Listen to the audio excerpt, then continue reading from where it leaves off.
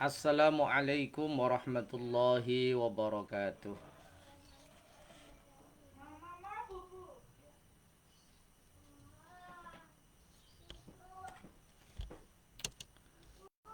Alhamdulillah wa syukurillah wassalatu wassalamu ala rasulillah wa ala alihi wa sahbihi wa mawala amma ba'd.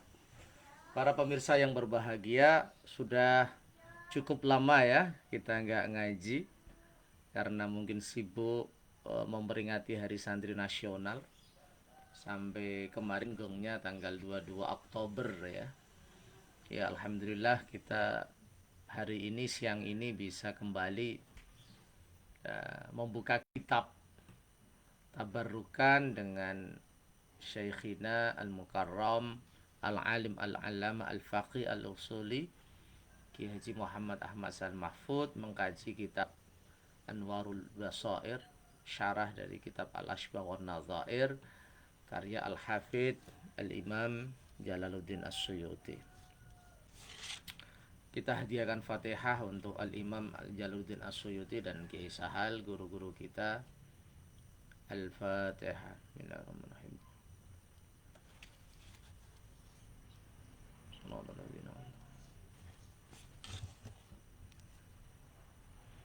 Bismillahirrahmanirrahim.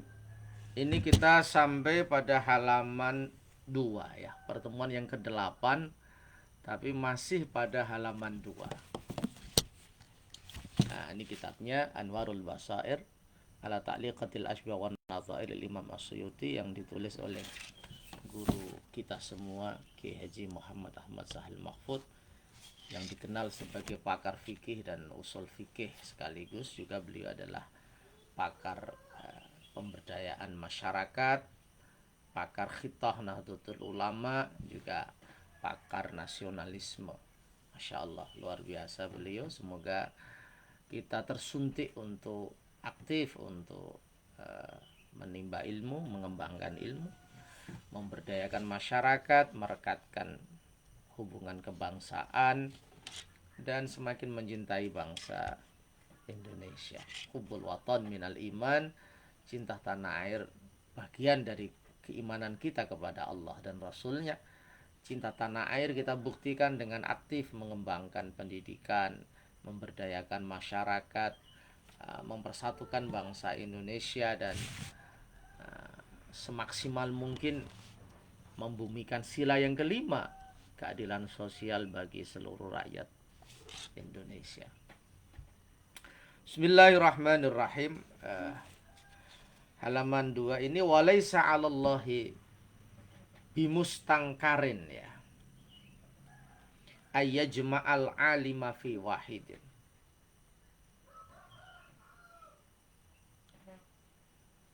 Jadi tidak bisa diingkari sebagai hak prerogatif Allah ketika Allah memberikan ilmu, semua cabang ilmu pada satu orang. Satu orang tapi dianugerahi Allah menguasai semua cabang ilmu. Era sekarang memang dikenal dengan era spesifikasi, takhasus. Di era persaingan yang begini ketat sekarang ini, di era modernisasi, globalisasi ini, di semua lini kehidupan, spiritnya atau motivasi utamanya adalah menjadi spesialis dalam satu bidang. Dia pakar di bidang ini, dia pakar di bidang itu. Kata guru saya ini, be professional one, everybody will see you. Jadilah orang yang profesional dalam. Laisa 'alallahi bimustangkarin ayyajma'al 'alima fi wahid. Tidak bisa diingkari karena menjadi fakta sosial ketika Allah memberikan seseorang, dalam diri satu orang itu berbagai macam pengetahuan. Dia ahli bahasa, dia ya ahli fikih, dia juga ahli tasawuf, dia juga ahli hadis, dia juga ahli sosial, dia juga ahli politik kebangsaan, dia juga ahli teknologi dan lain-lain. Ini kalau dalam bahasa Anwar Ibrahim dinamakan mutafannen. Jadi kebangkitan Islam itu ditandai dengan lahirnya ilmuwan-ilmuwan yang menguasai semua cabang pengetahuan. tidak hanya terspesifikasi terkotak dalam satu bidang. Imam Ar-Razi, Fakhruddin Ar-Razi, Ibnu Sima, Ibnu Miskaweh, Ibnu Rosh, Ibnu Khaldun. Kita juga mengenal ulama yang luar biasa, Al-Imamul Ghazali. Beliau juga ahli filsafat, ahli fikih, ahli tasawuf, ahli kalam, ahli logika, banyak sekali. Jadi ya, Imam Jalaluddin As-Suyuti juga seorang mutafannin yang menguasai banyak ilmu. Dia juga ahli tafsir, ahli hadis, ahli fikih, ahli bahasa. Masya Allah. Tentu ini membutuhkan kesungguhan, totalitas santri ya dalam belajar. Ini menjadi inspirasi kita supaya tidak jumawa terhadap ilmu yang kita kuasai, supaya kita tidak berhenti belajar, karena satu ilmu dengan ilmu yang lain ini saling berkaitan, saling berhubungan, ada interrelasi pengetahuan, ada interkoneksi, kata Pak Profesor Amin Abdullah, ada interkoneksi pengetahuan. Sehingga kata Kiai Afifuddin Muhajir ya dalam status beliau di Facebook, bisa kita cek, semakin banyak kita menguasai ilmu, semakin kokoh pengetahuan kita. Semakin kita menguasai banyak kaidah di nahwu, di fikih, usul fikih, di berbagai cabang ilmu, maka bangunan hujah kita, bangunan intelektualitas kita semakin kokoh. Kita semakin bisa mengonekkan satu ilmu dengan ilmu yang lain, karena pasti ilmu dan ilmu yang lain itu ada persinggungan, ada integrasi pengetahuan. Yang sering dicontohkan Kiai Sahal ya ketika fikih berbicara tentang hamil, tentang menyusui ya, pasti berkaitan dengan ilmu kedokteran. Ketika fikih berbicara tentang an-najm, berbicara tentang hilal, maka bersinggungan dengan astrologi, ilmu an-nujum, ilmu al-falak. Jadi ilmu satu dengan ilmu yang lain ini saling berhubungan, sehingga ketika kita menguasai banyak cabang ilmu, maka kita bisa mengkomparasikan, kita bisa mengkonekkan satu disiplin ilmu dengan disiplin ilmu yang lain, menjadi satu bangunan yang sangat kokoh. Karena bangunan itu kan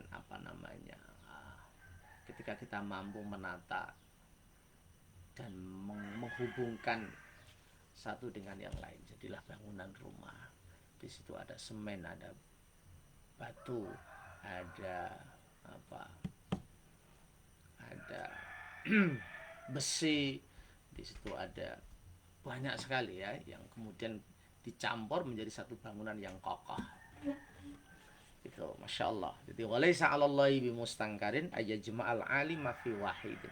Tidak bisa diingkari, karena itu memang fakta dan itu terjadi ketika Allah memberikan anugerah berbagai cabang ilmu kepada satu orang.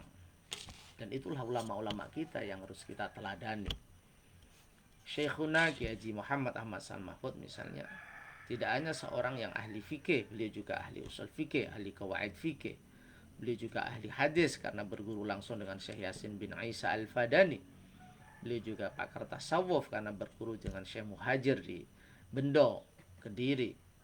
Beliau juga seorang pakar bahasa dengan banyak karya di bidang nahwu misalnya. Beliau juga pakar kemasyarakatan, pemberdayaan ekonomi, lembaga swadaya masyarakat dan lain-lain.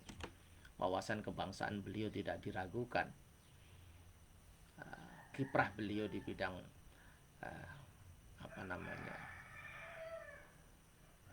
organisasi juga tak terpungkiri. Jadi kita belajar dari ulama-ulama kita supaya kita ini tidak jumawa, kita punya al-hirs fi talabil ilmi, punya semangat membara, punya rasa ingin tahu yang besar. Tentu minas saghair, dari ilmu-ilmu yang kecil ilal kabair, pada ilmu-ilmu yang besar. Tetapi intinya sepanjang kita hidup ya mari kita belajar, kita terus meningkatkan pengetahuan, kita terus membeli dan membaca buku, itu istilahnya. Tidak hanya, jadi kalau ingin berkembang ya harus rajin membeli buku dan membaca buku dan menuliskan apa yang kita baca supaya bisa berkembang, kita kontekstualisasikan dengan realitas kekinian. Yaktahimu al-mahama